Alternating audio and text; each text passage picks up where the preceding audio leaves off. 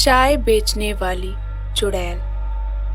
एक बार की बात है, मोनी अपने पति मुकेश के साथ खुशी खुशी एक गांव में रहती थी। दोनों की शादी को कुछ ही वक्त हुआ था कि मुकेश को उसकी नौकरी से निकाल दिया जाता है।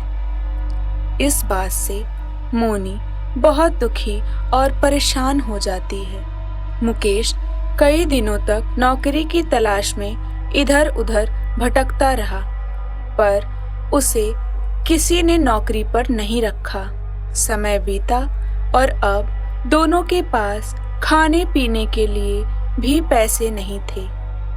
इन सब से परेशान होकर मोनी मुकेश पर बहुत चीखती चिल्लाती थी और दोनों के बीच हमेशा झगड़े होते रहते थे। एक दिन मोनी ने मुकेश से कहा, मुकेश, मुझे पता है हमारी हालत बहुत खराब है, तो क्यों ना हम चाय की टपरी खोल लें। इससे हमारा घर भी चलेगा जब तक तुम्हें दूसरी नौकरी नहीं मिल जाती। मैं तुमसे परेशान हो गया हूँ मोनी। तुम्हें पता है ना मैं कितने बड़े ऑफिस में काम करता था। क्या इज्जत रह जाएगी मेरी अगर मैं चाय की टपरी पर काम करूं और मेरे जान पहचान के लोग मुझसे पूछें कि ये क्या काम कर रहे हो। खाने पीने के पैसे नहीं हैं और बातें इज्जत की करते हो। हे भगवान, कैसे आदमी से शादी कर ली मैंने। इससे अच्छा तो कुंवारी रहती, कम से कम ऐसे दिन तो ना देखने पड़ते। अब रो के क्या फायदा, ये सब तो पहले सोचना चाहिए था ना तुम्हें। एक काम करो, टपरी खोलने से पहले मुझे ही चाय में जहर मिलाकर दे दो। मुकेश ये कहकर वहां से चला जाता है और मोनी मुकेश की बात सुनकर मन में सोचती है, बात तो सही कही है इसने। ये बीच में ना रहे तो किसी अमीर आदमी को फंसाकर उससे शादी कर लूंगी। मोनी मुकेश के लिए चाय बनाती है और उसमें जहर मिलाकर मुकेश को पिला देती है।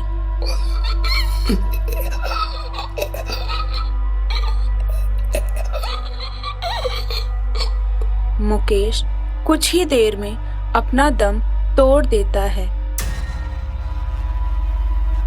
अब मेरे रास्ते में कोई भी नहीं है। अब तो मैं जो मन वो कर सकती हूँ। मोनी की ये बात पड़ोसी खिड़की से सुन लेता है, जो वहीं से गुजर रहा होता है। पड़ोसी जल्दी से सारे गांव वालों को मोनी के बारे में बता देता है और सारे गांव वाले हाथ में मशाल लेकर मोनी के घर पहुंचकर मोनी को चुड़ैल करार करके जलाकर मार डालते हैं। अब मैं अपना बदला सबसे जरूर लूंगी और एक एक को चुन कर मारूंगी। मरने के बाद मोनी एक चुड़ैल बन जाती है और अपना भेष बदलकर एक चाय की टपरी खोलती है। मोनी की चाय पीने के लिए रोजाना बहुत लोग आते हैं और मोनी सबको चाय पिलाकर बेहोश कर देती है और एक गुफा में ले जाकर बंद कर देती है। ऐसे ही गांव में से कई लोग रोजाना गायब होते गए, जिसकी खबर गांव से पुलिस के पास पहुंची। पुलिस ने सबसे पूछताछ की, पर उन्हें कोई सबूत नहीं मिला। केस इंस्पेक्टर मोहन को सौंप दिया जाता है और वो अपनी जांच पड़ताल शुरू करते हैं। एक दिन मोहन देखता है कि कुछ लोग चाय की टपरी से चाय पी रहे हैं। मोहन उन पर ध्यान नहीं देता और वहां से चला जाता है। अगली सुबह उनकी लाश रास्ते में पड़ी मिलती है। ये तो वही लोग हैं जो कल चाय पी रहे थे।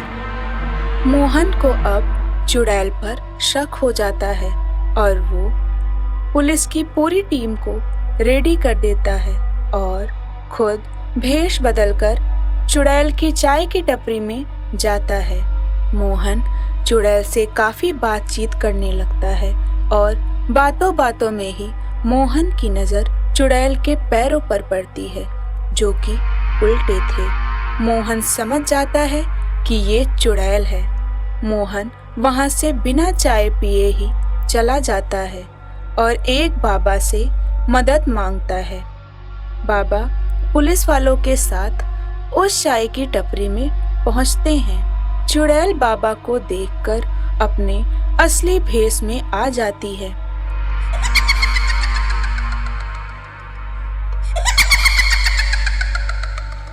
बाबा मंत्र पढ़ना शुरू करते हैं और पुलिस चुड़ैल को घेर लेती है। तुम लोग चाहे कितने भी हो, मुझे नहीं रोक पाओगे। चुड़ैल एक एक करके सारे लोगों को मारना शुरू करती है।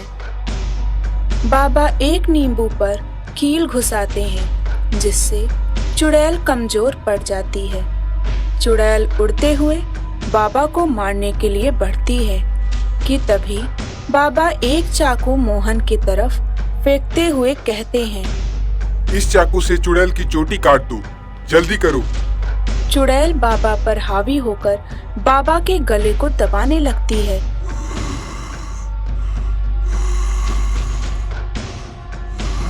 कि तभी मोहन पीछे से आकर चुड़ैल की चोटी काट देता है जिससे वो चुड़ैल चिल्लाते हुए मर जाती है और सारे लोग उस जादुई गुफा से आजाद हो जाते हैं।